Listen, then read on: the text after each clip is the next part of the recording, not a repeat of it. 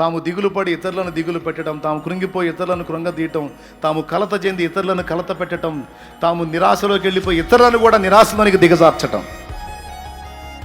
ఇది దేవుని పిల్లల లక్షణం కాదు, విశ్వాసుల లక్షణం కాదు. విశ్వాసం ఉన్న చోట కలత, వేదన, నిరాశ, దుఃఖానికి స్థానం లేదు.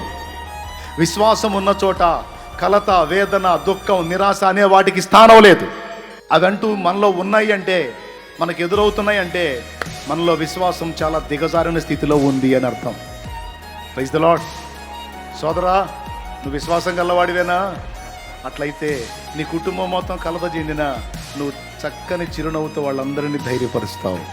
భయపడవాకండి, మనం నమ్మినవాడు సజీవుడు, ఆయన మనకు తోడై ఉన్నాడు. విశ్వాసం లేదా? విశ్వాసం లేదా? చేదైన అనుభవాలను మధురమైన అనుభవాలుగా మార్చగలిగిన దేవుడు మనకు లేడా?